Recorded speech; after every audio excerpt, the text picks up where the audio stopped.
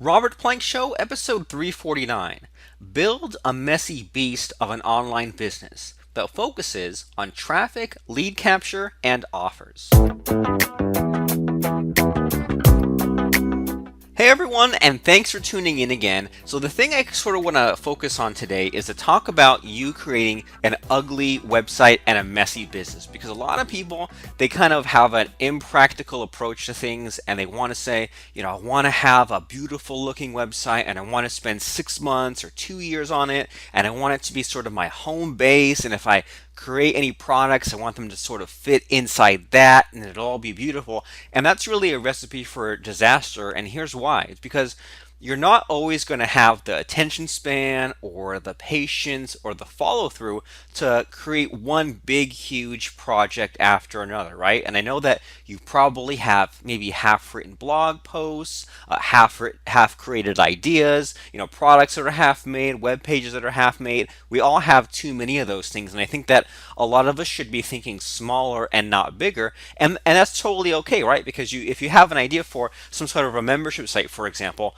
and you want to have all the software and all these quizzes and things built into it, well, why not kind of take the more doable approach and just go for the low hanging fruit? And you say, well, I want to create just a simple membership site and a simple sales letter and just put it on a really simple kind of .com website and just get it done there and get like that basic piece in place, because we all get excited about these super advanced, super crazy ideas, but a lot of the times those are things that either only excite us ourselves or maybe only excite our competitors and don't excite our customers, right? You want to be solving our customer problems and not really our competitors problems, right? So ugly websites sell better, and you should be just kind of creating things in your business just sort of as experiments. And that's always sort of my approach is, if I have an idea, if I want to make a new course about Facebook live streaming, for example, that's at videosalestactics.com.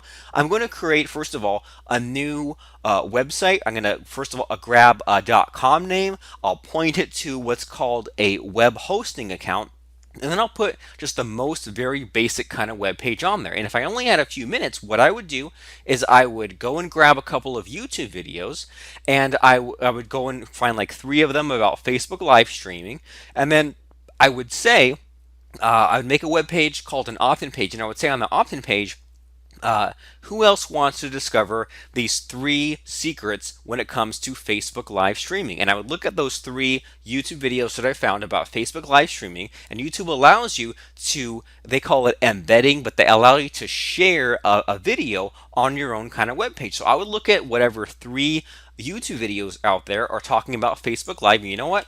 Let me just do that as we're talking right here. So Facebook Live. I'll just search YouTube for Facebook Live, and then I will maybe set it for this year. And so I'm seeing, I found a live streaming tutorial, so that's good.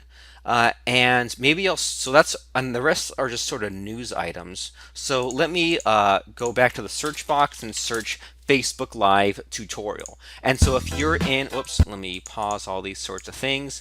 And so if you're looking for like some sort of YouTube content, why not do that? Why not add the word tutorial to whatever you're doing, so you can say, all right, guitar tutorial, WordPress tutorial. So I found how to go live on Facebook on mobile, and then I found how to live stream on Facebook. And so, Did you know? let me pause Hang all on. these Listen, things. So I found Facebook live streaming tutorial, 8 Facebook live tips, and it's from about 5 months ago. And then I found a video that says how to go live on Facebook from mobile, and that's from about a year ago.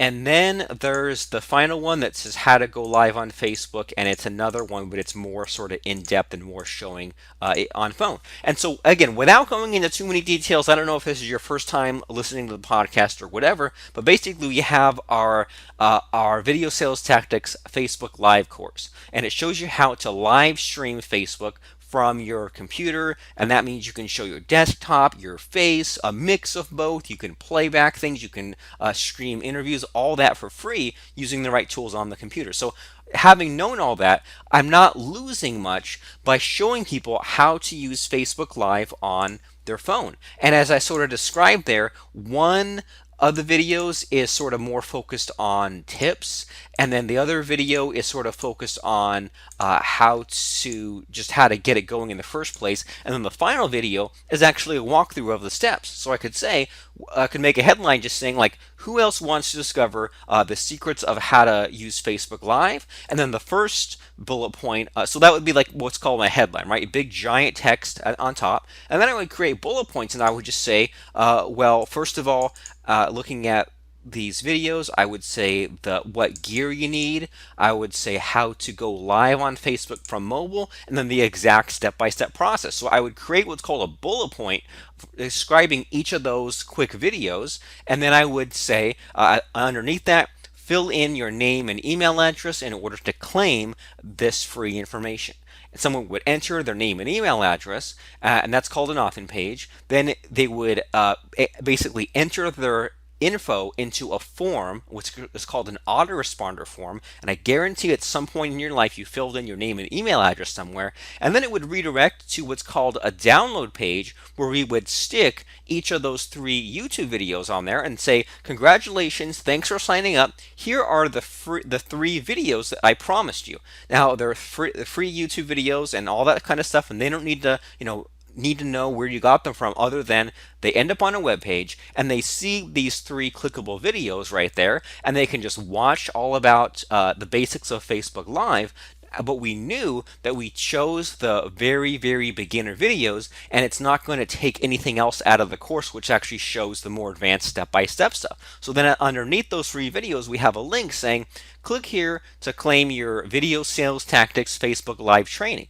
And so what did that just do there? Well, first of all, we didn't have a lot of time. We said, what sort of web page can we create in just a few minutes? So we went and grabbed 3 YouTube videos that solve a problem that's related to our product, and then we said, okay, well, based on those 3 YouTube videos, here is the headline and the 3 bullet points I'll promise you, and we stick what's called an email capture form there, and then on the download page we display those 3 YouTube videos that we found, which are free, but we went to the trouble of sort of cherry picking those right ones, and then underneath it had a link to buy our course or to buy our product. Now if you say, well, I don't have a product, you can go to a site called clickbank.com, and I'm sure there is some sort of a Facebook Live course, or maybe on JVZoo, or maybe you can just sign up to the Video Sales Tactics Affiliate Program, which I think is on Warrior Plus.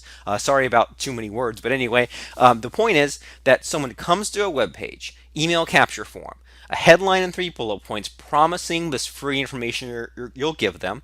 They fill in their details in the form, and in our course IncomeMachine.com we show you how to use a service called Aweber. That's AWEBER.com, and we show you how to collect email addresses. And then after someone says, oh yeah, Facebook Live, I want to know about that, I'll give you my information, then there's what's called a thank you page or a download page that gives the thing that you promised them. So here's what's happened. They landed on your page. They said, this Facebook Live stuff seems interesting. They voluntarily enter their name and email address. So they are now a subscriber of yours, and they can leave at any time. And then they're sent to this download page where they see these 3 YouTube videos. So they now get the thing that they chose to sign up for, and then if they want to buy something, we give them that link, right? Either if we have our own course or if we go and grabbed an affiliate link. But that right there, that's called a funnel, and that's how a lot of people can basically make some quick money, get some quick email subscribers and things like that. Because once those basically 2 pages are set up, right? The page where you ask for an email address, then the page where you deliver that thing you promised, and then link off to something else. Just those 2 pages right there, if you sent traffic to it, if you posted on your Facebook fan page, if you mentioned it on a podcast like we're doing now, if you tweeted it, if you sent Facebook ads to it, all that fun stuff, if you did those things, well then that gets you started, right? That is the low-hanging fruit. And you need to stop thinking so much about, well, I'm going to make a blog and I'm going to post every day for a year. Well, what is the low-hanging fruit? collect some email addresses in exchange for a freebie, and then send someone off to an affiliate link. And that is what our Income Machine course is all about. And you can claim it at incomemachine.com. And we show you how to choose a niche, right? So for example, Facebook live streaming, that's a niche. I teach WordPress and membership sites, that's a niche. If you teach drone racing or learning a language, that is a niche. So you sort of choose a topic where people are looking to pay money to solve a problem, and then you solve their problem. Just right there, so many people miss that important step of choosing a niche, of having a real problem that you solve. So after you decide, all right, I'm going to teach playing the guitar, then it comes time to make a few more decisions to narrow this thing down. First of all, you're going to teach playing a guitar, so then it's your job to go out there and find an unregistered domain name, an unregistered .com name, so you could say like, well, guitarsuperdupersecrets.com, right? So you grab a name on the internet, and this costs about $9 per year. Then you point that name to a web host. This costs about $9 a month. So in our Income Machine course, we show you how to narrow down this niche, choose this name, grab the name, and then point it to what's called a web host. And then now you have a website that's actually under your control. So we're not talking about like a ClickFunnels or a Wix or a WordPress.com or a Blogger.com. There's lots of great, or like a Squarespace, right? There's lots of places out there that will allow you to make a website on someone else's property. And that's okay to get started, but to me, that's sort of like having an old GeoCities web page or something, right? That's like you have a website that you could get for free and looks kind of cheap and doesn't look professional, right? So if you want to do it right, you want to have a professional website, you grab a .com name and then you point it to actual web hosting. And a lot of people sort of, I don't know, they misunderstand, or they have a weird idea about what a professional website means. And so I don't really care if my website looks sort of plain or if my blog looks sort of plain, but what I do care about is, do the words on my site or does something on my site sort of seem unprofessional or turn people off? And a lot of people, they'll be super just concerned about things like branding, but then their website has just like tons of graphics, or their web address is not their own .com name. So make sure that if you can get your real human first and last name .com or some variation of it, grab that. And most importantly, if you have a niche, but then once you decide on what your course is going, and I think you should have like at least a 4-part course about guitar playing or about piano playing or learning a language or hypnosis or weight loss or stock trading or whatever your niche is. And then you have a name that has sort of the keyword in there. So we have video sales tactics. We have webinarcrusher.com. And we have things like that. So that way the keyword is sort of in there, but then also it's a .com, right? It's not a .net, it's not a .org, a .co, because even though there's all kinds of so-called new domain extensions like that, you can get like a .whatever.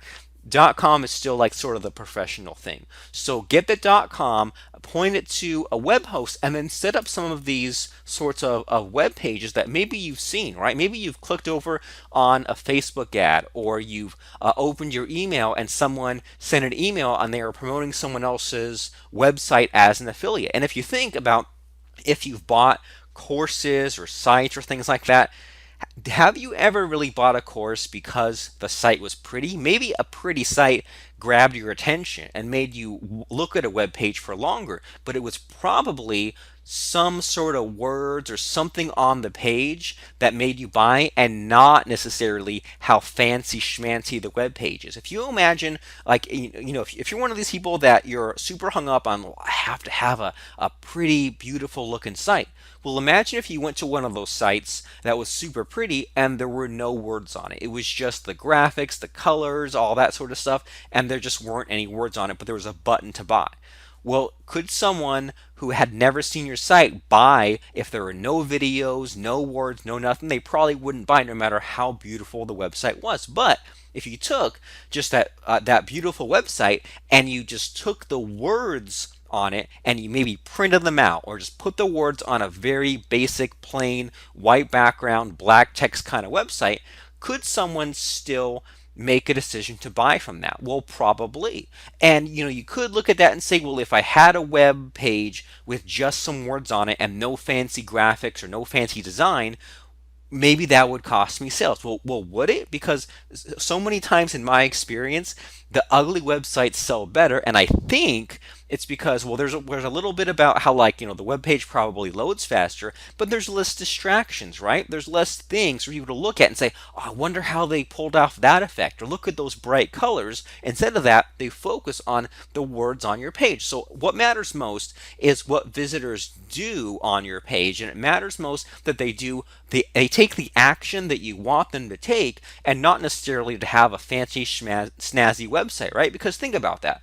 If someone goes to, say, like, your blog, right? If you go to a blog and they read some blog posts, well, what action is there really to take in that sort of scenario? Well, maybe someone can click on, like, your about page or read some interesting articles, but in general, people aren't going to do much. And you could say, well, what I would love for them to do, if I had, like, in the perfect world, I would love for someone to go to my blog and click the link and leave a comment. Well, great. That is an action that you want them to take. Maybe you say, I want someone to come to my site, come to my blog, and I want them to go to the sidebar, and I want them to join my list, right? I want them to become an email subscriber of mine. So if I had a million people coming to my site, I don't want a million people just reading my blog and leaving. I want, 100,000 of them to sign up for my email list, and that's great. So it's about the action that you want them to take, right? If you send a million people to a website of yours and you want just 10,000 of them, so what is that, 1%? If you want 10,000 of that 1 million to buy, well, then that is an action you want them to take, right? They're on a web page and they don't just click and leave, but they scroll down, they click a button, they pay you money, they check out on the shopping cart, and then they end up on that thank you page, that download page. In the similar way, where if someone comes to your brand new web page about Facebook live streaming, you want them to look at this video series you're promising. You want them to fill in their name and email address, claim the video series, and then now they are your email subscriber. So ugly websites sell better, and I think usually the reason for that is because there's less distracting things like links or other just fancy graphics to distract someone. That way they focus on just what's on your webpage. And if you do this and you set up a simple opt-in page and a thank you page, that is miles and miles ahead of what most other internet marketers have set up, right? A lot of internet marketers, they have an old blog that maybe they're embarrassed to show anyone. They have some web pages they've been playing around with, but they haven't really gotten to I kind of want to say the finish line, but like the finish line of setting it up, right? There's the setting up stage, and then you can send traffic. Most people don't even get to that sending traffic stage. And after you send traffic, then you might want to tweak and say, okay, I sent some clicks to this web page, and some of them are signing up, but some of them aren't. Maybe I'll remove things, or I'll change the headline, or I'll change the offer. But like most people don't even let themselves get to the fun part where they're sending traffic and they're adjusting. They're just setting up half a web page and then moving on to the next thing. And I realize why this is, right? I realize that it's scary to put yourself out there, but what's scarier? Putting yourself out there and being slightly uncomfortable now on the chance that your business will take off and you make some money? Or is it scarier to not have money, to not be able to pay those bills? Well, I know if I had to choose between one of those two things, I know what I'd choose, right? I'd choose taking that little tiny risk, getting myself out there and getting the money if the option is not having any money. I know that there's also sort of that fear that, maybe I'll put some stuff out there and maybe people like won't buy it. Well, great. That just means you need to get fast at creating web pages, creating websites, because that way if you put something out there and it doesn't really take off, if you send some traffic and people maybe don't opt in or don't sign up, you can play around with it. But then if you miss the mark, maybe if people want, say, like coaching about Facebook Live, or they want the Facebook marketing in general, then you can sort of adjust there. And I know that it's also scary to think ahead about, well, maybe my idea has already been done before, and that's actually a good sign. If there's already someone else out there marketing about Facebook Live, it doesn't mean that you're late to the party. It means that someone else has blazed the trail before you. And there might even have been people that blazed the trail before you a year or two too early, right? And they may have done all this work, but if people weren't looking for that problem to be solved, if Facebook Live had not caught on yet, then no one's looking to solve that. And this other person might have been doing all this extra work for a year or two because this hadn't really gotten off the ground. And then now that it has, well, now you need to jump on it because they sort of tired themselves out getting it early. And so you're going to notice that your idea has already been done before, but you have to put your own unique spin on it. And are other people going to copy you? Well, heck yeah, they are. And here's the solution. The solution is if you see your idea's already been done or someone copies you, don't necessarily copy, but absorb what can be absorbed. So here's what I mean. Let's stick with this Facebook Live sort of idea here, right? Here, Facebook Live's a good idea. You create an opt-in page and you create a freebie and you link to some sort of an affiliate program, and that gets you started. And you post on Facebook, you send some ads, and you get some clicks so people see your promise of this Facebook Live video series. You get a few signups. They see these videos, and then they click over on this affiliate link, and maybe you get some affiliate clicks and maybe even some affiliate sales, right? And then you might notice that, oh no, now everyone else is seeing what I'm doing, and they're all running their own Facebook Live campaigns. So now you have to look at, well, did they just copy you flat out, or did they copy you and did they add something else? And probably they added something else, right? So maybe let's say people see that you're doing really well marketing this Facebook Live material, and they say, okay, well, we're going to add a checklist on top of our freebie, right? And we're going to say, well, you get these videos plus you get a checklist. So what does that tell you? That tells you that if someone copied you, don't just get all flustered and mad, but if they added this checklist idea, then maybe you can add a checklist as well. If you notice that these other competitors, maybe they're linking to some sort of special Facebook Live software, and then now you can say, all right, well, let me figure out if I can promote that software as an affiliate, or buy the rights to that sort of software, or maybe find where they bought the rights to software, or get my own software created.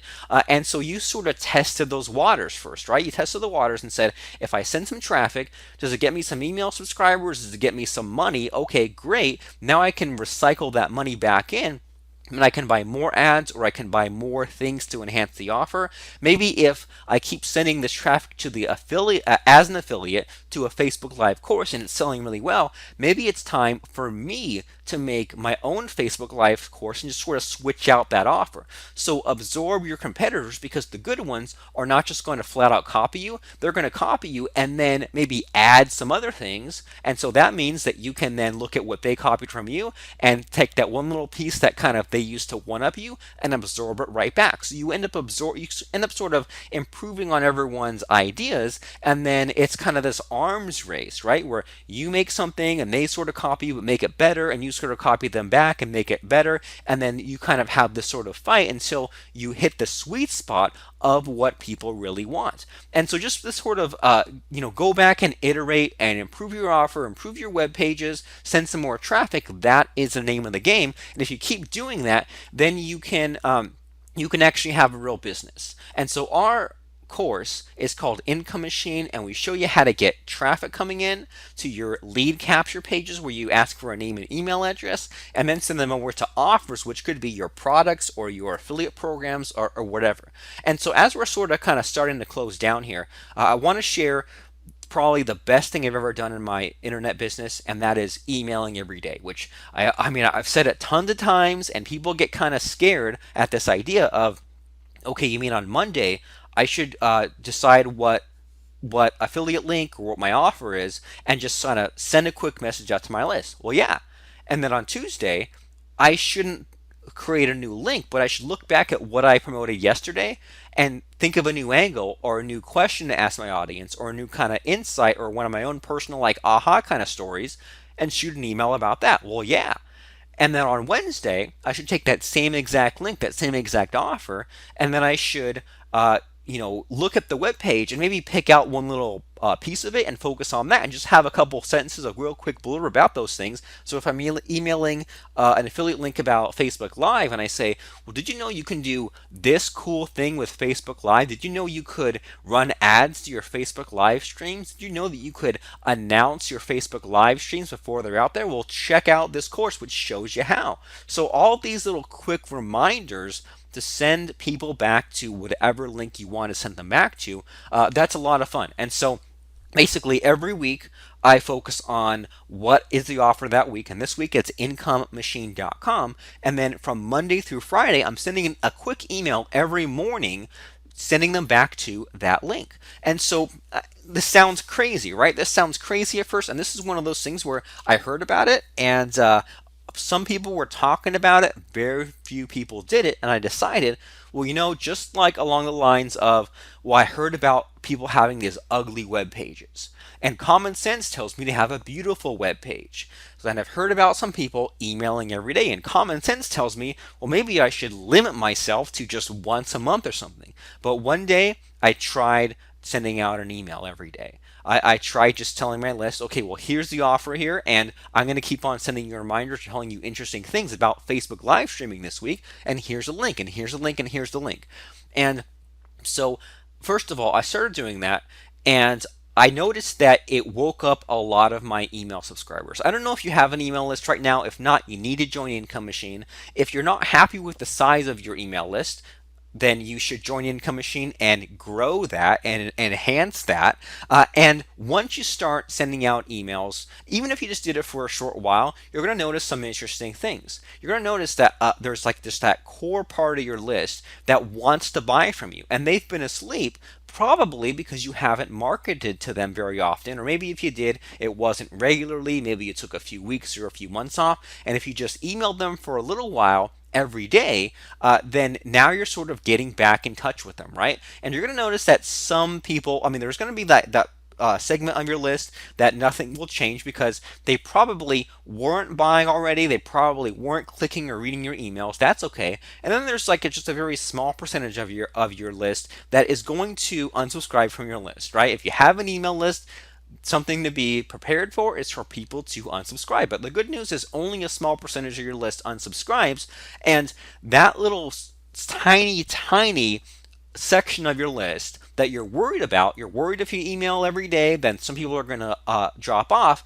Those people, they wouldn't have bought anyway. I hate to say it, I hate to be harsh, but there's just some people who they sign up for your list and they kind of see your emails coming in every now and then, and they just barely don't have the time to click the unsubscribe link. But when you email every day, they're finally going to decide, am I going to stay on this person's list or am I going to quit, right? And so here's the sort of the next thing. So I said, all right, email your list every day, choose an offer of something that they can buy, and then keep on giving them different reasons Monday through Friday of why they should buy. And if you feel like maybe in the middle there, or maybe even on a Saturday or something, sending them to a blog post of yours or an interesting article or something on Facebook, that's kind of cool too, to mix things up. But don't give away too much free stuff.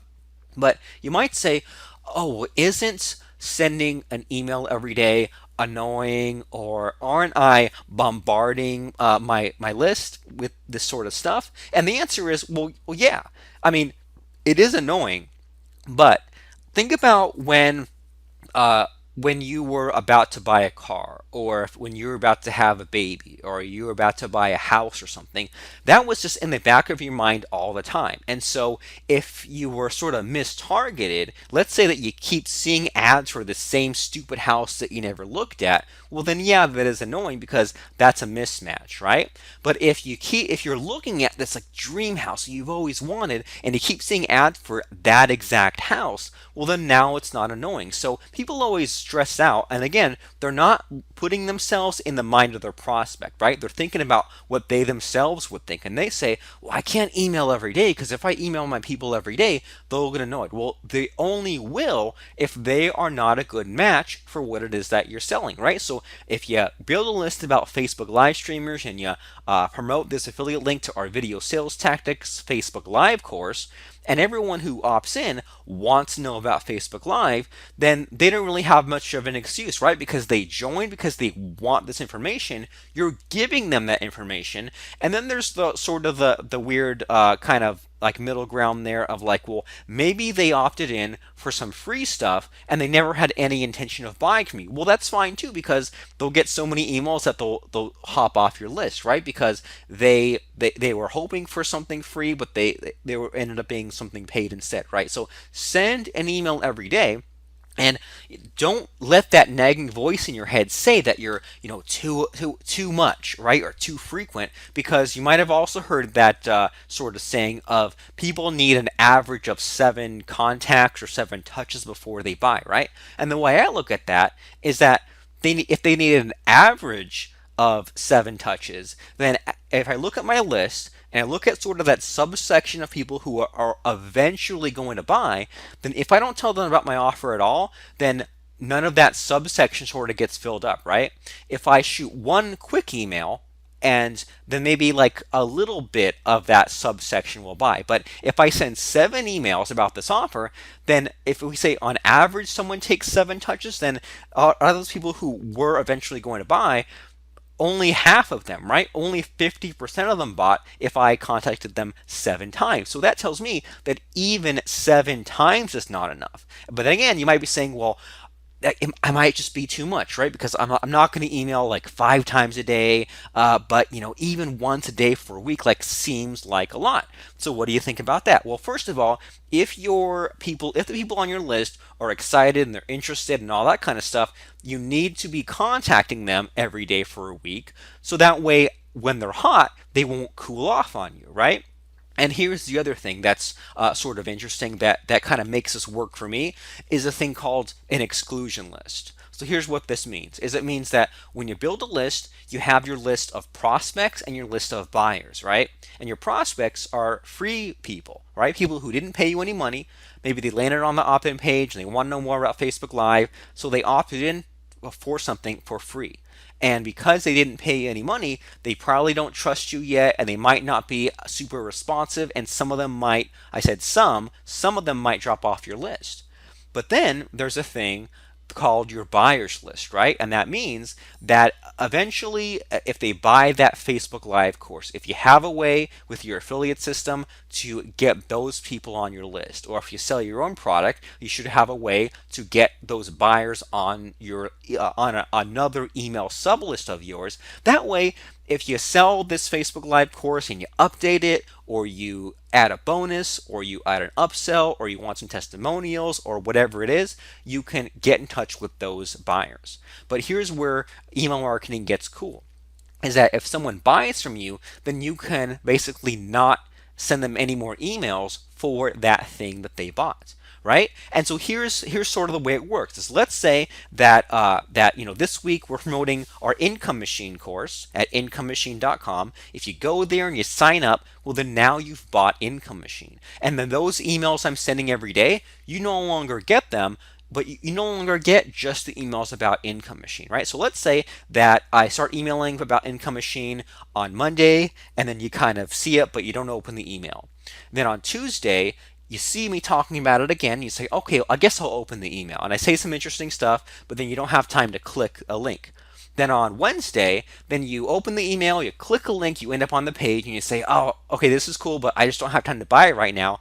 If I hadn't emailed you on Thursday, if I had just stopped, then you wouldn't have known, that you wouldn't have been reminded about this course, and you might have never ever bought it. So on Thursday you say, oh yeah, here's an email again. You see the subject line, you open it, you click, you end up on the web page, and you buy. And then on Friday I might still send an email promoting Income Machine, but you personally won't see it because you're now on the buyers list, right? So that's also my thought process, is that yes, I do send an email to my list 5 days a week, more or less, but if someone has already bought something, they won't get an email for that thing they bought. So then maybe next week I promote Video Sales Tactics, our Facebook Live course. Maybe the week after that we promote Backup Creator, but then we circle back around to Income Machine the following week, and because you've bought it, you don't get any emails from me all week long. So it's not, it's only annoying if you don't buy, but if you do what you're supposed to and you buy,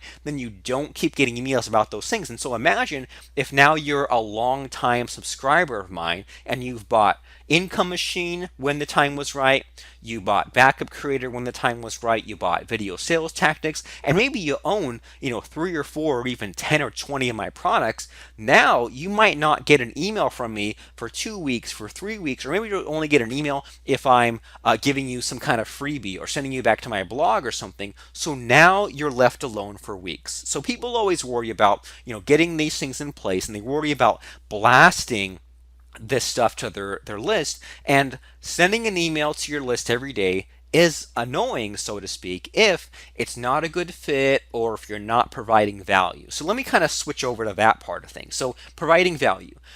I talked about email marketing in previous episodes of this podcast, but basically you need to blend the pitch and the content, right? A lot of people make the mistake of either being afraid to email their list, or they don't email their list for 6 months. And if you do that, you're going to come back to a list that's half the size. Because when you finally get around, first of all, you had 6 months of, you could have had free traffic, right? Free clicks if you had reached out to people, but because you didn't, well, then now some of those emails are going to go out of business, or when you don't email for a while and you come back, your emails might get filtered, or people might kind of forget that they even signed up under you and unsubscribe. So that's just the first warning, is that if you don't make use of your email list, you're going to come back to it and it's going to be very sort of worn out. So use it or lose it.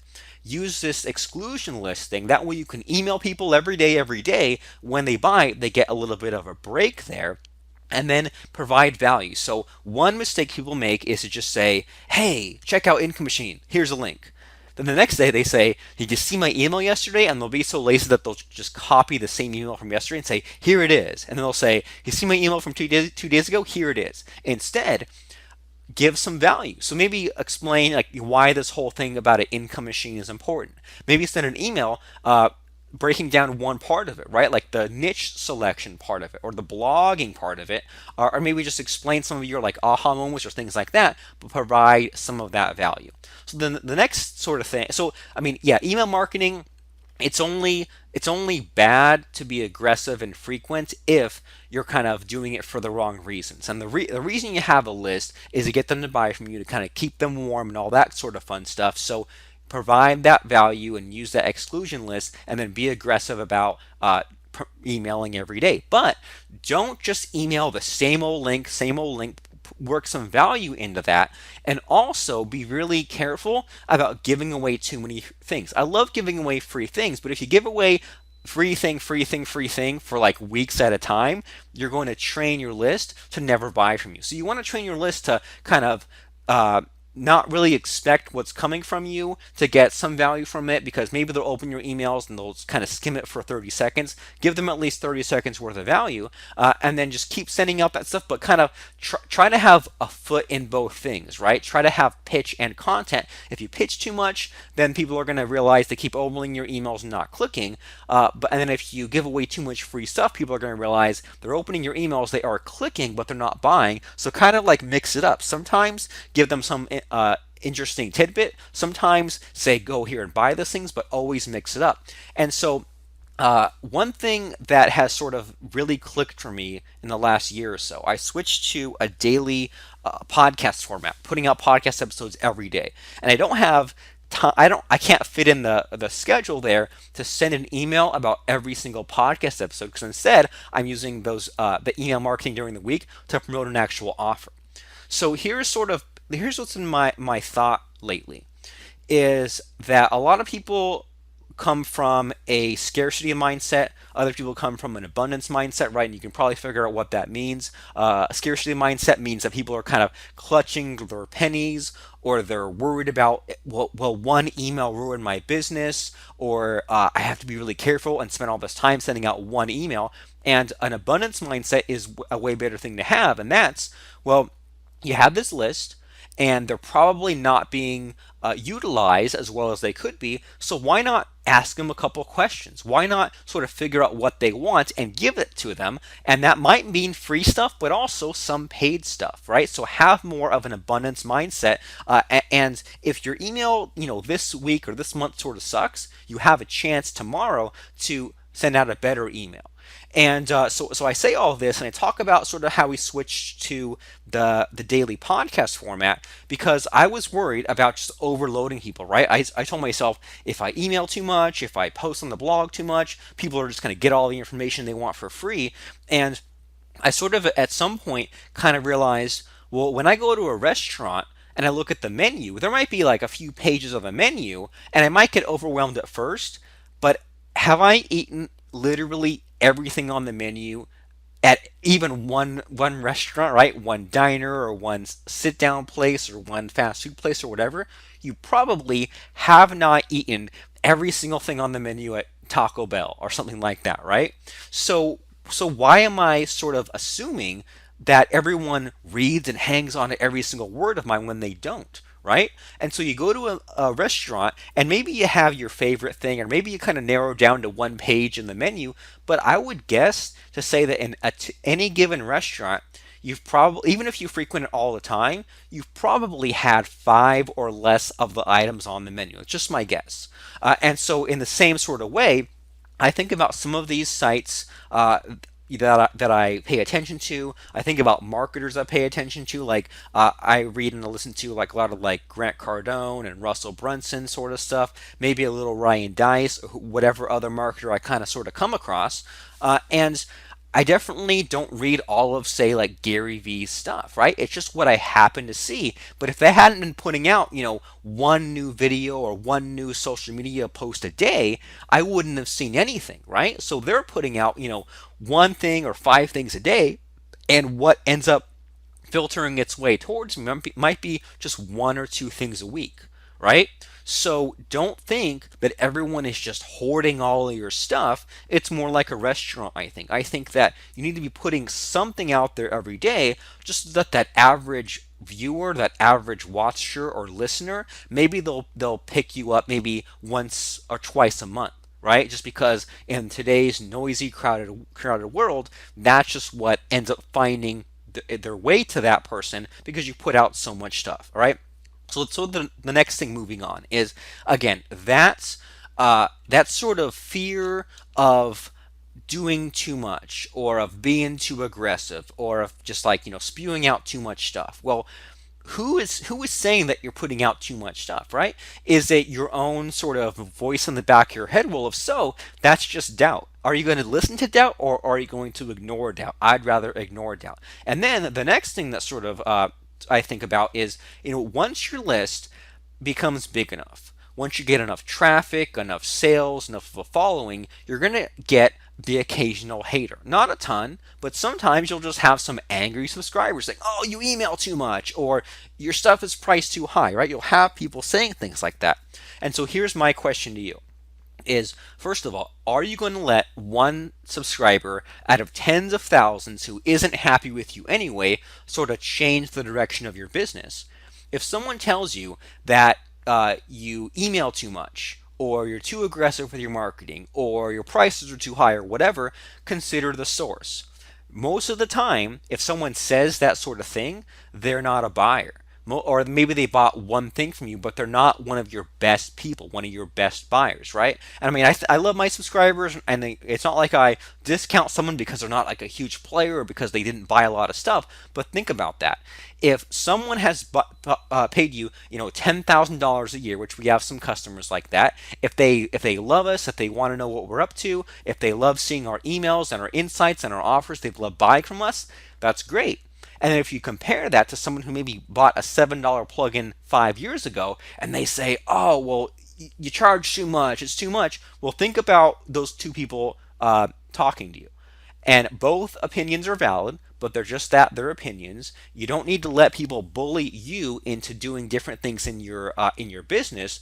But then if the good buyer says all this great stuff about you and says keep it coming, and the sort of mediocre buyer says, oh, it's too much, well, who do you want to optimize for?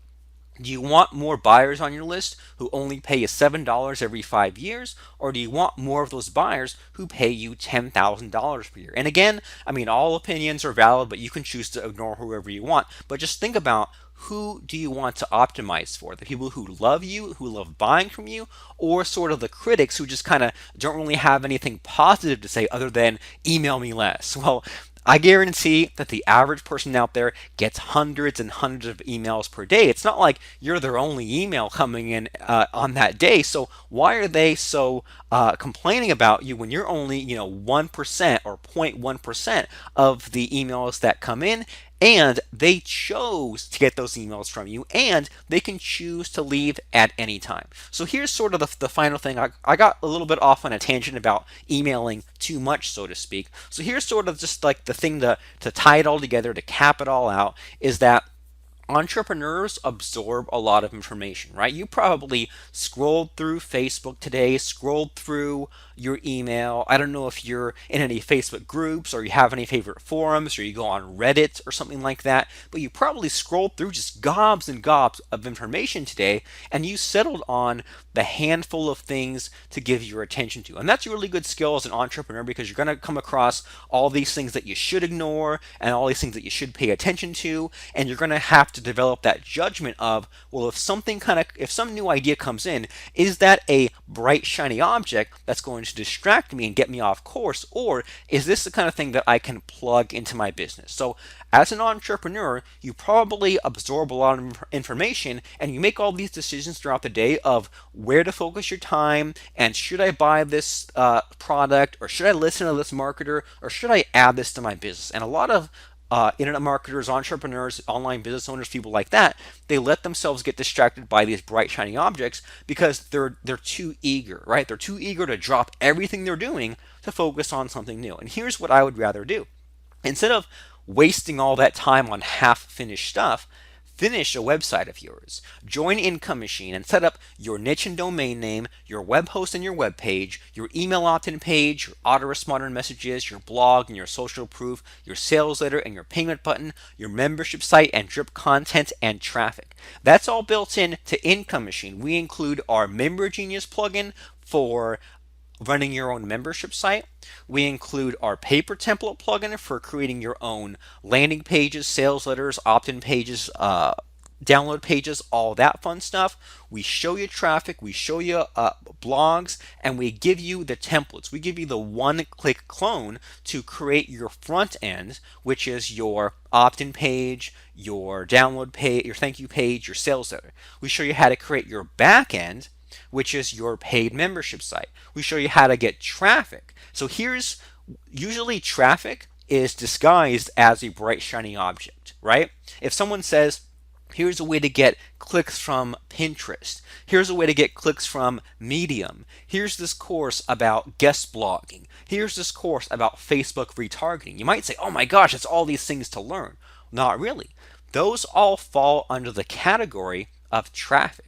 So if you hear about some crazy new traffic method, instead of saying, let me drop everything and focus on that, or even worse, let me keep doing what I was doing and like painfully ignore this new cool thing that I really want to do, but I'm focused on the essentials, so to speak, well, why not have your cake and eat it too? Why not set up all these things I described, opt-in page, blog, all that fun stuff, and then when you hear about some new traffic technique, now you can give yourself permission to buy this course and then apply it to your site, right? If you say I have a blog and want more blog traffic, let me just go and buy whatever course on the latest traffic stuff and plug it in, right? If I hear about an email marketing course, well, I already have an email opt-in page set up and a follow-up sequence, but if I find some new course that tells me how to sort of beef up my autoresponder messages, or I see a course about how to make great sales letters. One of those is speedcopy.com. So if you see like a course about how to be a copywriter or make a higher converting web page, instead of saying, oh yeah, that's something I should look into, now you can buy that course, apply it to what you have set up already, and say beef up your existing sales letter, and guess what you just did? You finally bought some bright shiny object course, and instead of filing it away like you used to and kind of filing it away and saying, oh, I just ran out of time, and then years later you find it in that old hard drive and you feel bad because you bought all kinds of things that you never used, now you're able to use things, right? And now you're able to plug in this list building course, this traffic course, and then hopefully see some kind of money coming back from that. So you can say, well, I bought 20 bucks on this course and I put it on my business and I actually saw profit out of that. That's really good encouragement to keep going. And you'll get sort of this momentum, this motivation coming through when you say, oh yeah, I'm actually using the courses that I bought. Before they are bright shiny objects because I didn't have anything to plug it into. But now that you have your website, your foundation, your base, your income machine set up, now all these bright shiny objects are things that you can now plug into your new business, and you finally had something that's complete. You finally set up your traffic, your lead capture, and your offers. And you know what? Anytime that I've tried to make it all neat and perfect, it's failed. It's become like the scope has been too big, and I end up like I bit off more than I could chew. When I say I'm just gonna toss up a new website, right? A new web hosting account, a new opt-in page, whatever gets done for now, I can always make it pretty later. Then I see the results fast and I get the encouragement to go back and improve the little tidbits, the nice to haves and not the must haves, but I can kind of, make the web page prettier. Choose a better headline, switch out the offer from an affiliate program to a paid product, whatever it is. I can sort of go back and now I have the encouragement because instead of spending 6 months on a website, I spent 6 minutes on it. I made money from it. And now I say, now that I made some money, now I have the encouragement to go back and kind of beef it up. So think about that. Can you get to the money as fast as possible? That way you have the encouragement to keep going. Well, we hope that when you join us inside of IncomeMachine.com, we show you how to make your funnel, and you finally see some results. You finally get to that complete stage in your business, and now you can begin testing and tweaking, experimenting, sending traffic, and this is way far ahead of where everyone else is, just stuck in the idea phase or stuck in the website phase. Let's get you past the setting up a website phase. Join Income Machine, set up your website, and then you can kind of move things forward. And for example, we show you how to, we mentioned Aweber as the email autoresponder system. If you hear that some super fancy brand new email autoresponder system comes out, you can just switch out that piece.